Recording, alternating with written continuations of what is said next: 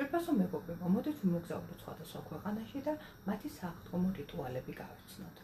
აღდგომა ერთ-ერთი ყველაზე მრავალფეროვანი დღესასწაულია, სადაც ქრისტიანული ტრადიციები ხშირად ადგილობრივ კულტურულ შტრიხებთან არის გადაჭაჭული. ჩვენთან საქართველოში აღდგომის სიმბოლო არის შეღებილი კვერცხი, პასკა, ჯეჯირი, ასევე გვაქვს კვერცხების მიჭახუნების და საფლავებზე გასვლის ტრადიცია, რაც მიცვალებულთა ხსოვნას და სიცოცხლის სიკვდილზე გამარჯვებას უკავშირდება.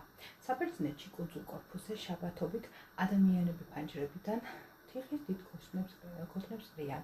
ეს ძველის მოცილებას და ახალი მოსავლისთვის მზადებას მიუთითებს. კუნძულ ხიოსზე კი ერთმანეთს ხელნაკეთ ფოიერვერკებს ესურიან. ეს ძალიან ცეცხლოვანი სანახაობაა. საფრანგეთში ქალაქ ბესეიერში კი ამ დღისათვის უზარმაზარ ომლეტს ამზადებენ, რომლის მომზადებისთვის დაახლოებით 15,000 კვერცხი იხარჯება. ამ ტრადიციას საფუძველი ჩაუყარა თვით ნაპოლეონ ბონაპარტემ, რომელსაც ისე მოსწონებია თურმე ადგილობრივი ომლეტი, რომ თავისი ჯარისთვის დიდი ულუფის დამზადება მოუთხოვია. რაც შეეხება ბერმუდის კუნძულებს, აქ ადამიანები აღდგომა დღეს ჰაერში უშვებენ ხელნაკეთ ფერად ფლანებს, რაც ქრისტეს ზესად ამაღლებას ნიშნავს. ფილიპინებში კი ეს არის თვითგვემის რიტუალი, ადამიანები საკუთარ თავს იშორტავენ ხოლმე. ეს ძალიან ისეთი ცოტა მძიმე სანახაობა არის, განსაკუთრებით კი ტურისტებისათვის. რაც შეეხება გერმანიას, აქ გვაქვს აღდგომის ხე, რომელიც მორთული არის შეღებილი ფერადი კვერცხებით.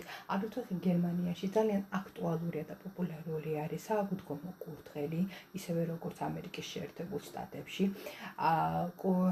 ეს სააღდგომო კურდღელი შოკოლადებს და ტკბილეულს ბალიშებში მალავს ხოლმე. დილით კი პატარები კალათებით დარბიან და ამ საჩუქრებს ეძებენ. განსხვავებული ტრადიცია არსებობს ნორვეგიაში და ცოტა არ იყოს ეს უცნაური ტრადიციაც არის. აღდგომა დღეს ნორვეგიელები კითხულობენ დეტექტივებს და დეტექტიურ ფილმებს და სერიალებს უყურებენ. ის კი არა და შოკოლადის კოლოფებზეც კი დეტექტიური თავსატეხებია ხოლმე დაწერილი. პოლონეთში გვაქვს წყლის დღესასწაული ამ დღეს. აღდგომის შემდეგ ორშაბათს ისინი გამოდიან ქუჩაში და მასიურად წუწაობენ, ერთმანეთს წყალს ასხამენ. ითვლებოდა, რომ გოგონა, რომელიც წელს ყველაზე მეტად დასრულდებოდა, იმ წელს აუცილებლად გათხოვდებოდა.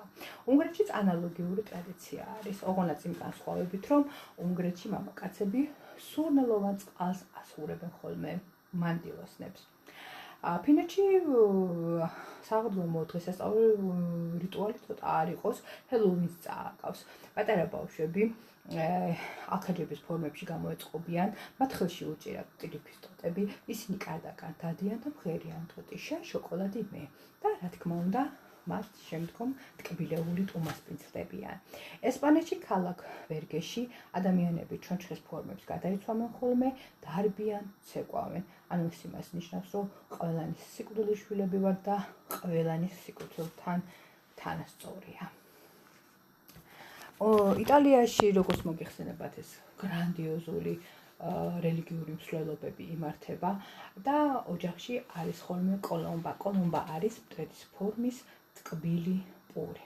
რაც შეეხება ავსტრალიას, აქ კურდღელი არ არის პოპულარული, აქ პოპულარული არის თავინთი ბილბი. ბილბი ეს არის პატარა ესე იგი გრძელყურა ჩანთოსანი თაგუნა, რომელიც არის გადაშენების პირას.